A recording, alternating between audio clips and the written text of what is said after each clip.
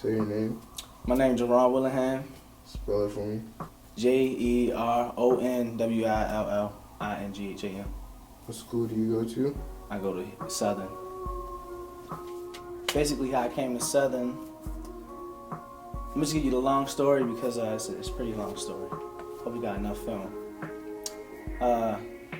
Basically, my mother was on drugs when I was young. She was an addict, and I was taken away from her when I was 1, and I was moved in with my aunt and her family, and she took a lot of kids in, and I just became part of her family. I didn't see my mother again until I was about 9 or 10, and my mother sent me to a private school when I was 12 or 13, to an SDA school, and from there, God just took control of my life, and he sent me to a Christian high school, HVA, Highview Academy. It was at Venice too.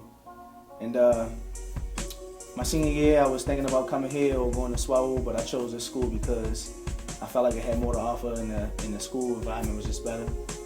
And basically, that's how I got here. So I feel like if it wasn't for drugs in a weird kind of way, I wouldn't be here.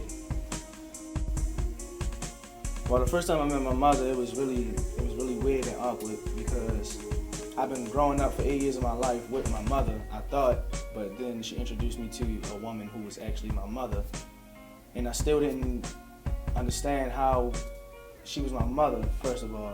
It was just weird and awkward. I didn't really understand that. My mother's decision on sending me to an Adventist school affected me in a negative way and in a positive way. I didn't want to be taken out of my neighborhood and my friends and meeting new people. I just didn't like the fact that I would be away from my family and friends, but God was working on my life 4 years while I was in high school. I hated it my first 2 years. I couldn't wait to get out. But after that, I started growing a love for the school and eventually started to hate it again, but I knew I was there for a reason.